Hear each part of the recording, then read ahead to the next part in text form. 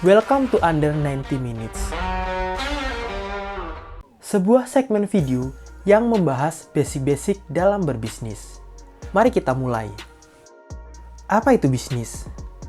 Bisnis merupakan aktivitas seseorang atau sekelompok orang untuk memberikan nilai tambah terhadap produk dan jasa dengan tujuan untuk memuaskan kebutuhan konsumen, dengan asumsi bahwa perusahaan akan memperoleh keuntungan.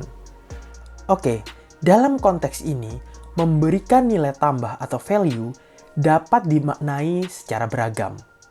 Memberi nilai tambah dapat diartikan merubah bahan baku menjadi bahan setengah jadi, ataupun menjadikan bahan baku menjadi bahan jadi atau siap pakai. Lalu yang kedua, memberi nilai tambah dapat dimaknai sebagai menambah nilai yang lebih tinggi dari suatu jasa. Contohnya, ojek merupakan jasa. Ketika ditambahkan dengan teknologi, sehingga menjadi jasa seperti Grab, Gojek, Maxim, dan lain-lainnya. Maka, nilai dari ojek akan meningkat secara brand, harga, dan lain-lain.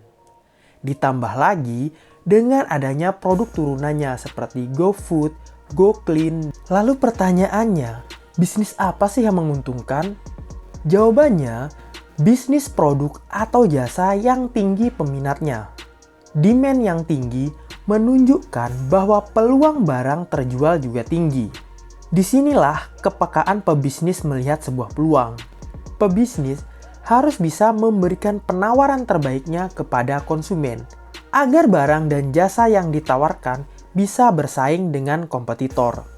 Lalu yang berikutnya adalah faktor produksi. Faktor produksi sendiri bentuknya bisa berupa sumber daya manusia, modal, informasi, tanah, dan aset-aset lainnya. Jika dapat dimaksimalkan, faktor-faktor produksi ini akan meningkatkan efektivitas dan efisiensi dari perusahaan. Dan jangan lupakan juga soal proses supply chains. Kenapa produk-produk dari Cina itu murah-murah? Jawabannya, selain soal biaya produksi, upah yang rendah, faktor supply chain menjadi pemeran utama.